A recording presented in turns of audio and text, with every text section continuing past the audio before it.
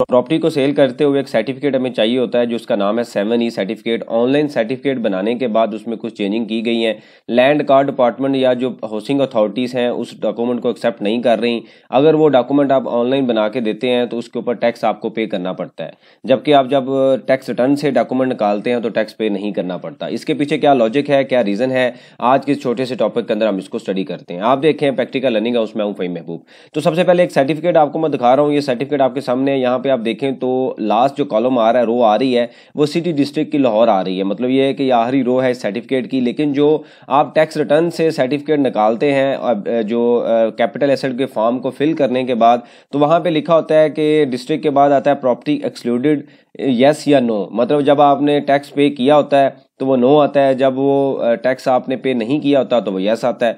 तो इसके पीछे उसके नीचे रीज़न भी आती है, रीज़न फॉर एक्सक्लूजन। मतलब ये है कि हमने कोई कैपिटल एसेट है, कोई वैल्यू उसकी 25 मिलियन से कम है, कोई भी रीज़न है वो हम जो वहाँ पे अवेलेबल है वो वहाँ पे मेंशन कर देते हैं। तो ये सर्टिफिकेट जब आपको एक्सेप्ट आप उनको देते हैं लैंड कार्ड डिपार्टमेंट को, तो वो ये सर्टिफिकेट एक्सेप्ट करते हैं और उसके बेस पे जो 7E का टैक्स होता है, जो कि जो ABR वैल्यू या DC रेट जिस पर रजिस्ट्री हो रही होती है 1% पे करना होता है, वो आपसे डिमांड नहीं करते। अब इशू ये है कि जब आप ऑनलाइन सर्टिफिकेट बनाते हैं तो यहाँ पे आप देखें तो वो आपको 2 रो नज़र नहीं आ रही। तो जब वो नज़र नहीं आती तो वो इस सर्टिफिकेट को मानते ही नहीं है। वो ये कहते हैं कि सर्टिफिकेट ठीक नहीं है। ठीक है, आपने सर्टिफिकेट बना दिया है लेकिन ये सर्टिफिकेट ठीक नहीं है, तो लिहाजा जो आपने जो टैक्स है 1% वो पे करना है।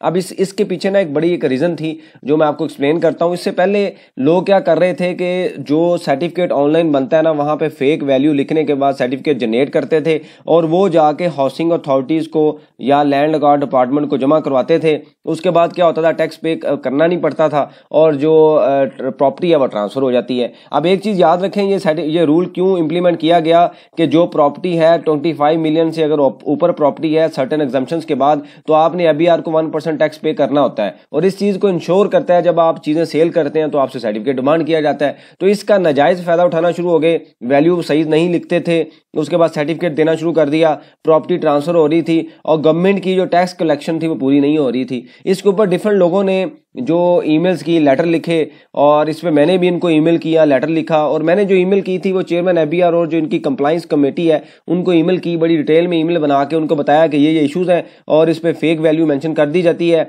फिर मैंने इनको सोल्यूशन भी बताया और उस सोल्यूशन में से एक सोल्यूशन ये भी था कि आप यहाँ से या तो वैल्यू लिख दें कि जितनी वैल्यू है उस वैल्यू वहाँ पे आनी चाहिए, या आप एक्सक्लूडेड का कॉलम वैसे ही निकाल दें ताकि सर्टिफिकेट की कोई वैल्यू ना हो। और जो भी ये सर्टिफिकेट बना रहे हैं वो टैक्स रिटर्न जब फाइल करते हैं तो वहाँ पे जब कैपिटल एसेट का फॉर्म फिल होता है तो वहाँ से सर्टिफिकेट जनरेट करें। क्योंकि बेसिक ABR का पर्पज ये है कि ये जो प्रॉपर्टी है वो ABR की जो हम annual income tax return file करते हैं वहाँ पे डिक्लेयर होनी चाहिए। जब वहाँ पे डिक्लेयर होगी तो वहाँ से, चूंकि ये टैक्स कलेक्शन का जो मैटर है ABR और टैक्स पेयर के दरमियान है, अगर उस टैक्स पेयर ने टैक्स पे किया हुआ है तो ओके, उसको अलाउ किया जाए सर्टिफिकेट और लैंड कार्ड डिपार्टमेंट को जमा करवा दे ताकि उसको प्रॉपर्टी इजीली ट्रांसफर हो, टैक्स पे ना करना पड़े। तो ये डिफरेंट तरह की कुछ चीज़ें थी जिसकी वजह से लोगों ने उसका नाजायज़ फायदा उठाना शुरू किया। लैंड कार्ड डिपार्टमेंट को भी समझ नहीं थी, वो सिर्फ बारकोड नंबर मेंशन करते थे और वैल्यू चेक करते थे। ओके, ये बारकोड, चूंकि जब आप ऑनलाइन वेरिफिकेशन करते हैं तो वहाँ पे जो वैल्यू है वो भी नहीं आती और एक्सक्लूडेड भी नहीं इंक्लूडेड भी नहीं आ रहा होता। तो इस वजह से एक डिफरेंट तरह की ना मार्केट के अंदर एक डिफरेंट तरह के फेक डॉक्यूमेंट सर्कुलेट होना शुरू हो गए थे। तो जब ये चीज़ नोटिस में आई तो ऑब्वियसली ABR के पास पहुंची और इसको पहुंचाया गया। तो जब उसके ऊपर उन्होंने एक्शन लिया तो अब उन्होंने क्या किया कि ये डॉक्यूमेंट जो है वो नीचे से एक्सक्लूडेड प्रॉपर्टी जो है खत्म कर दी गई है। अब आप सिर्फ एक सिचुएशन में टैक्स से बच सकते हैं, अगर आप अपना कैपिटल एसेट का फॉर्म फिल करते हैं और अप्रूवल के बाद जो रिटर्न है रिवाइज करते हैं। और एक चीज़ याद रखें कि अगर आपने प्रॉपर्टी 2022 से पहले परचेज किया तो आपको 2022 और 23 का दोनों सर्टिफिकेट देना पड़ेगा। और अगले सालों में जब तक ये रूल है या आगे चलता रहेगा तो आपने हर साल का सर्टिफिकेट देना, वरना आपको हर साल के मुताबिक 1% टैक्स देना पड़ेगा। फॉर एग्जांपल, आप 5 साल बाद प्रॉपर्टी सेल करते हैं तो 2022 का भी देना पड़ेगा, 23 का भी, 24 का भी, 25 का भी और 26 का भी, और हर साल का 1% टैक्स आपको सेपरेट चार्ज किया जाएगा।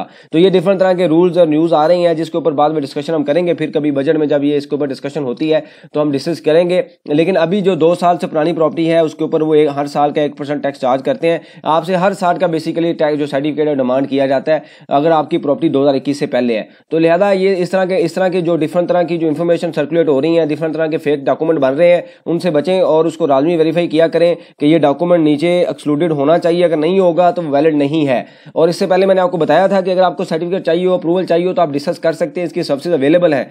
और लेकिन एक चीज़ याद रखें कि ये अगर सर्टिफिकेट आप ऑनलाइन बना के देंगे तो वो डिपार्टमेंट एक्सेप्ट नहीं करेगा, लैंड डिपार्टमेंट एक्सेप्ट नहीं करेगा, आपको 1% टैक्स देना पड़ेगा। तो ये कुछ लेटेस्ट अपडेट थी, न्यूज़ थी, जो आपको पता होना चाहिए कि इस तरीके से जब आप प्रॉपर्टी सेल करें तो कौन कौन से रूल्स हैं, कौन कौन से सर्टिफिकेट्स हैं और किस तरीके से वो बनाए जा सकते हैं और किस तरीके से बचा जा सकता है ताकि आपकी टॉप टैक्स की सेविंग कर सकें। इससे रिलेवेंट कोई सजेशन हो, क्वेश्चन हो, मेंशन कीजिए, इसके ऊपर हम डिस्कशन करेंगे ताकि जो लर्निंग का प्रोसेस है कंटिन्यू रहे। थैंक यू वेरी मच, जज़ाकल्लाह।